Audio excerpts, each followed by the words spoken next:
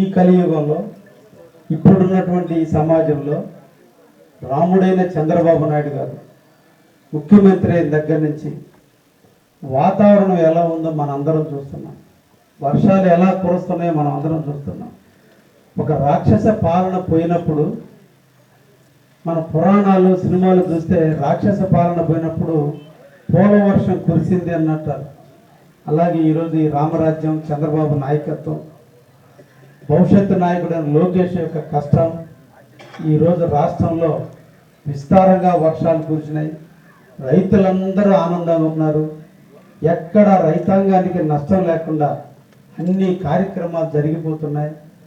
రైతులకు గిట్టుబాటు ధరకి ఎప్పటికప్పుడు ఒడ్లు కొంటున్నాం, నీళ్లు ఇస్తున్నాం. కాలువలు బూడిపోతే ఇమీడియట్లీ కాలువలు మరమ్మతులు చేసి ఏ ఒక్క రైతు కూడా ఇబ్బంది పడకుండా చూస్తున్నామంటే దానికి కారణం మన ముఖ్యమంత్రి శ్రీ నారా చంద్రబాబు నాయుడు గారు. నాటి నుంచి నేటి వరకు కూడా ఎన్నో అభివృద్ధి కార్యక్రమాలు జరుగుతాయి.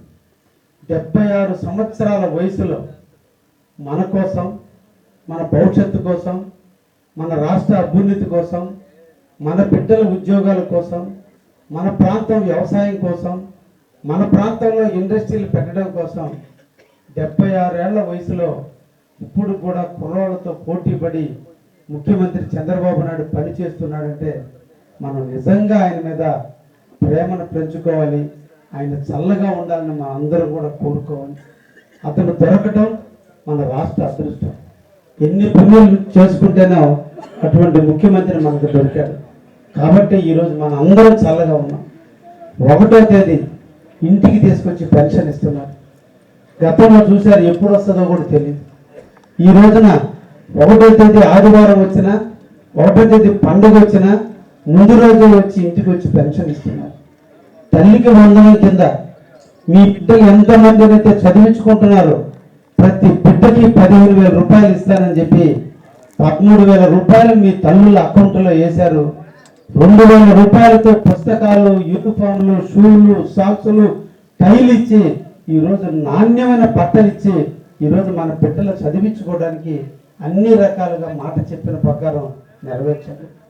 రైతాంగానికి తోడుగా ఉంటాను, రైతులకు అండగా ఉంటాను, రైతులకి అన్ని రకాల సహాయ సహకారాలు చేస్తానని చెప్పి అన్నదాత సుఖీభావ కింద సంవత్సరానికి 20,000 రూపాయలు ఇస్తానని చెప్పి ఇప్పటికే మీ అకౌంట్లకి తడవుకి 7,000 రూపాయల లెక్కన ఇప్పటికే మీకు 14,000 రూపాయలు చెల్లించడం జరిగింది. రాబోయేటువంటి 2వ నెలలో, మార్చి నెలలో మిగతా 6,000 రూపాయలు కూడా మన అకౌంట్లో అయిపోతున్నారు.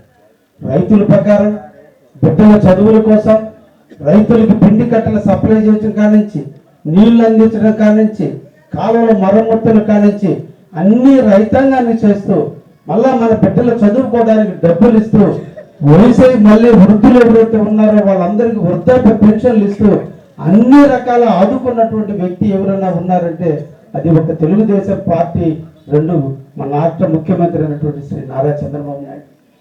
గత ప్రభుత్వాన్ని కూడా మీరు చూశారు.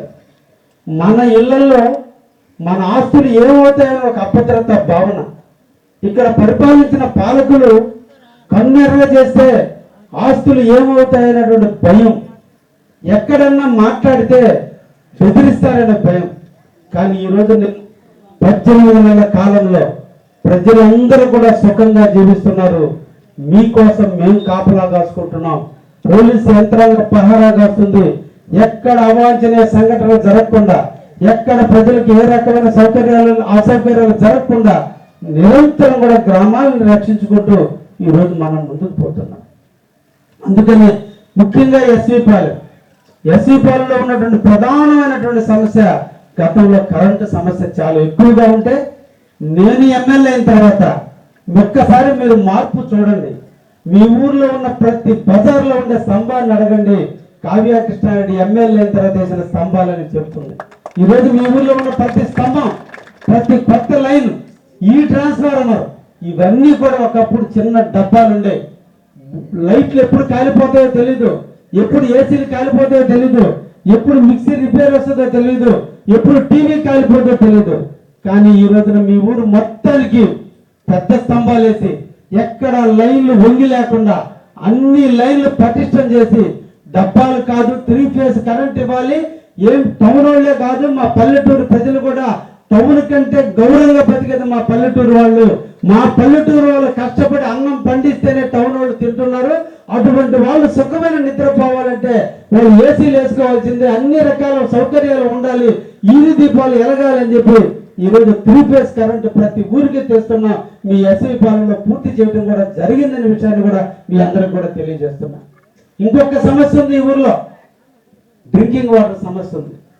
ఈ ఊర్లో బాగా సమస్య ఉన్నటువంటి డ్రింకింగ్ వాటర్ సమస్య కోసం 56 లక్షల నిధులు మంజూరు చేశాం.